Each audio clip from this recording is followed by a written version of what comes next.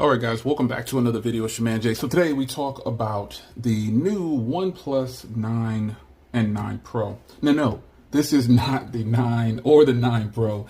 This is obviously my N10. Now the N10 is actually one of their devices that I think is actually pretty cool. And the offerings here are just fantastic for the price. When you consider, what they're bringing to the table, this is a really solid competitor, even amongst OnePlus, like in their devices. So you might say, well, Jay, that phone doesn't compare. It's got a smaller screen. It's got Gorilla Glass 3. It's got, it doesn't have the highest processor. It's just got a Snapdragon 690, all these different things. What I'm talking about is the performance and the value to the customer. So the OnePlus 9 and the 9 Pro are absolutely great, man. I mean, you've got an 888 processor, which we already knew about. The specs leaked a long time ago. The 888 processor, you've got either 128 gigs or 256 gigs. You got a high refresh rate of 120 hertz. You've got HDR10 compliant display. 1300 nits of brightness on the Pro, and then 1100 nits of brightness on the 9. They both have the same Hasselblad setup for the cameras, so you're not losing anything there. No SD card is kind of a bummer sometimes, but it doesn't matter. At least for me, it doesn't matter. I'm not going to say it doesn't matter to you, but to me, it pretty much does not matter that it has no SD card slot. So more importantly, they focused on the, in the front camera is the same on the 9 as well. They have a 4500 milliamp hour battery in both. It's just the same phone with just a pro camera setup, if you will, and a higher refresh rate and a higher display resolution. But the colors are winter mist, Arctic sky, and astro black for the 9, and then morning mist, forest green, and stellar black for the Pro model. So these are going to be $729 and $1049, I believe. But let me just double check here. Yeah, $1069. So $1069 and $729. That's pretty good pricing, man. And when you're looking between the two models, the only difference is this Pro is, to me, from what I can see, and the 9 costs $729. So the only difference I can see really is just a few tweaks around the camera and the screen. But you can fight about that in the comments. From me watching the event, I didn't see much difference because they handled all the event about the Pro and then told you about the 9, which is what they do because they want to sell you the more expensive device. But in my opinion, I think the 9 obviously is the smarter purchase.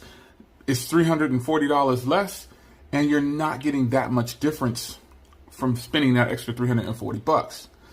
You tell me in the comments if you think it's worth the additional $340, because some of you guys get a little worked up when I start to talk about things like that.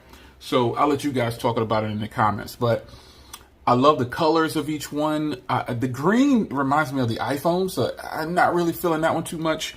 But that purplish color one is dope, and I just think it's a really good look. I really do. So how do you guys feel about what OnePlus is doing this time? Every year they're talking about how their phones are great, their cameras are the best, and all this jazz. And then every year they don't display that after we get the phones. Now this camera in particular on the front, this front camera is very solid. I'm talking about this is a great front camera. It really is. So if in fact you were wondering, hey, well, show me, Jay, show me. I'll show you. So just for reference, here is the front camera, real brief. In this video, here's the front camera on the OnePlus Nord NT 5G. I've already done a review of this phone. I'm still using it every day. It's a great phone, and I think you will enjoy these front cameras. Rear cameras, decent, but front cameras are better for video, especially if you're going to vlog, so that's even better. And then the photos on the rear, I think they're really good. There, I just shot a quick little snippet for you to show you that these cameras on the front are really good. Now, excuse me, OnePlus pretty much hammered everything in your face about the cameras, letting you know that this is going to be the best. Hasselblad is the right move. All these other things. Really, it's just going to come down to if a person likes the cameras. That's the only difference I can see, and that's pretty much what they were promoting. Ultimately, they were promoting the cameras like they do all the time. This is what they do. They promote the cameras. So this isn't, and this doesn't have to be a very long video. What do you guys think about what they brought to the table today? Do you plan on buying a OnePlus 9 or a 9 Pro? If so, which one? Leave a comment down below. Also, there's a link down below so you can get a discount on your OnePlus 9 or 9 Pro. Bars. Somebody brush my shoulders off, please, son. Brush them off. But anyway, the N10 is one of the nicest $300 phones you could possibly buy.